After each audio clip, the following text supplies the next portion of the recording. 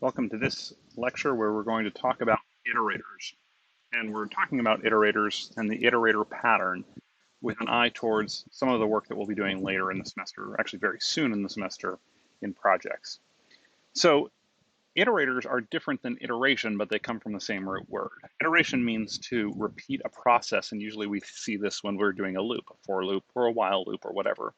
We iterate through that loop.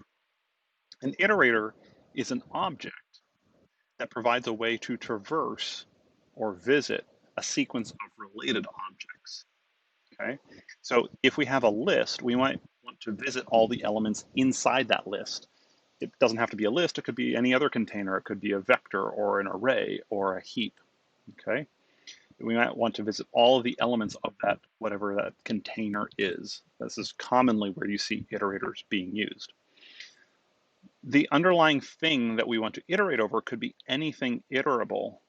We say iterable, able to be iterated over, not just a container. Okay, so we'll see some examples of this later. But you might imagine I might be iterating over the words of a page, or I might be iterating over the packets of a network connection, or I might be iterating over um, sort of anything that I could sort of list or enumerate. And it doesn't have to be that those are in part of one collection. They could be um, some other representation. But often in data structures, we'll be talking about iterating over the things in a container.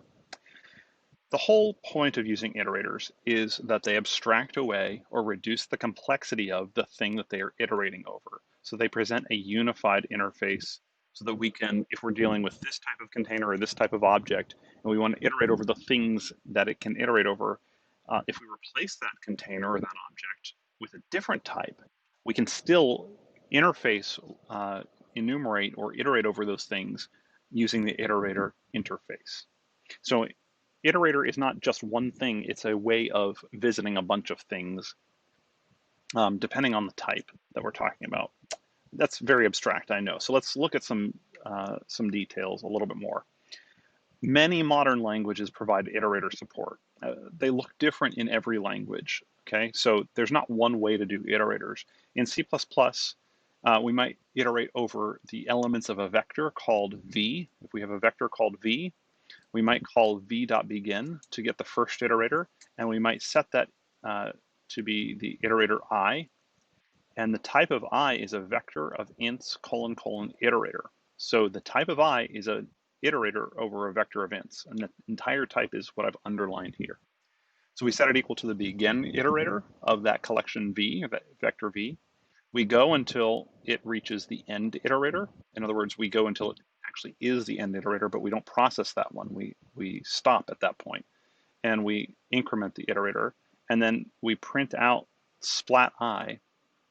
This splat I is saying, get the thing that I refers to. I is an iterator, so get the thing that it refers to inside of v, the element of v that it's referring to, and that's the thing that was being printed out.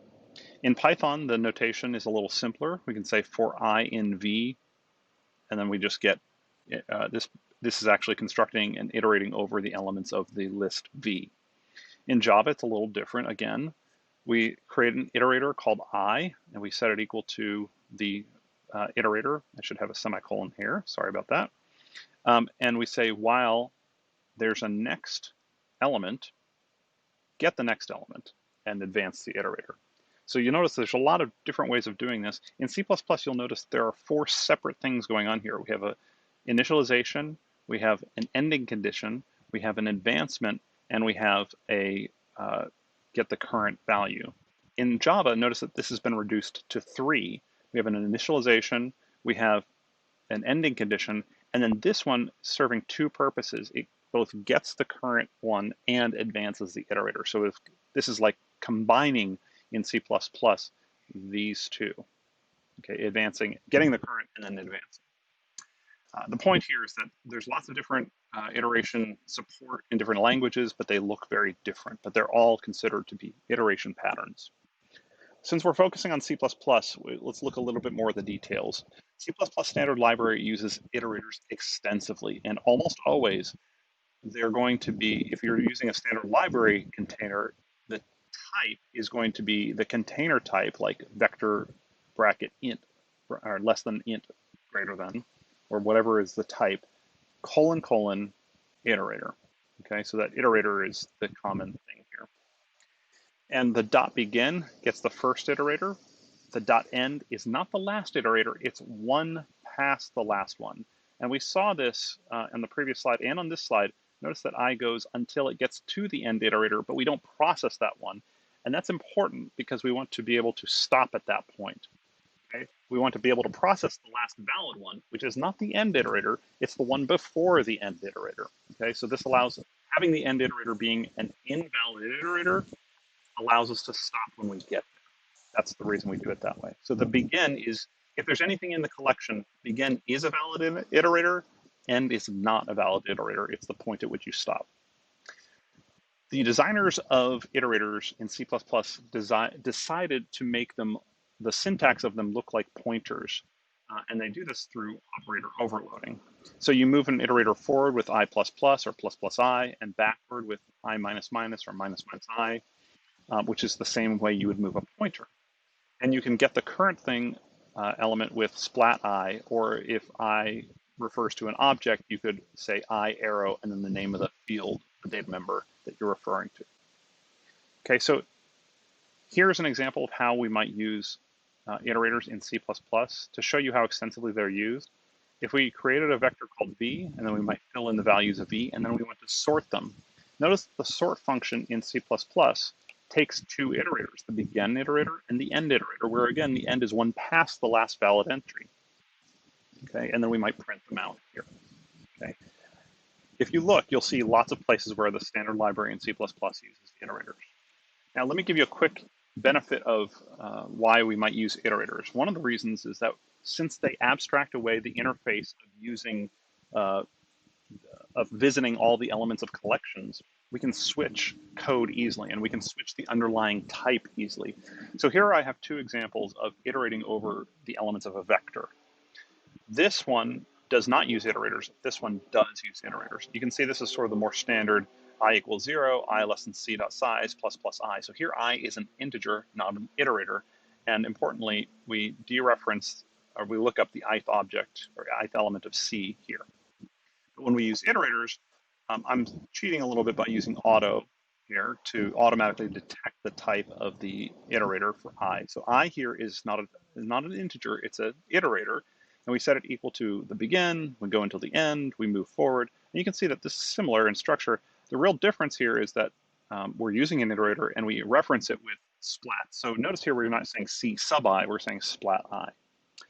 Okay, all of that to say, suppose later on we decided, oh, I didn't want to use a vector, I really wanted to use a list, okay? We can change the code. Here's all the same code, but with a list used instead of a vector. Now, the point here is that this code, which does not use iterators, does not work because you can't do array style lookup on a list. But notice that this is identical code to what we had up here. It is identical. There's no difference. We're using iterators, but here C is a list instead of a vector. And so the type of I is no longer an iterator over a vector, it's an iterator over a list. And everything just works because, again, we're using iterators and we just dereference that element right there and we can print it. What types of things might we iterate over? Well, I've talked a lot about iterating over containers like vectors and lists and sets and heaps and whatnot. Okay, you can also iterate over other things like streams, like I streams or O streams, like C in or C out. There's all kinds of ways that that are more esoteric for that you can use iterators. But just as a thought experiment, suppose you had an object that's not a C++ standard library object, just an object that we created, and it represents an XY position. And what we wanted to do is be able to move in the 4 cardinal directions, north, south, east, west, okay? And we could write an iterator which knows how to do that and would iterate over the 4 positions, north, south, east, west, not necessarily in that order, but we would know that it could go x minus 1, comma y, x plus 1, comma y, x, y minus 1, and x, y plus 1. And that would be great because then if we have an object, we can iterate over the 4 cardinal neighbors in using this iterator interface. And if we change the underlying representation, we would still be able to iterate over the neighbors of that location. Okay. So some things to keep in mind. This has been both high level and very detailed at the same time. But I want you to be aware of iterators and be aware that iterators are a concept, sort of an overarching concept. They are not just one thing. Different languages implement them differently. But iterators in general present a simple way or an abstract way of visiting a group of related objects. And that means maybe the elements of a collection is usually how we see that. And iterators hide the complexity of how the traversal works because for each underlying type, whether we're iterating over a list or a vector or a set or what have you, the iterators for those collections are different, but they present the same interface because the iterators know how to, this iterator for a vector class knows how to iterate over vectors, and this iterator for a list class knows how to iterate over lists, but they present the same interface, so we can use them in the same way. Iterators do look different in different languages, and in C++, the designers have chosen to make these look like pointers, which becomes convenient when you dig into different ways that you can use iterators.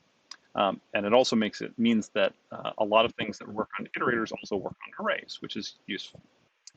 So keep those things in mind while we go forward, and we are going to use iterators in the future.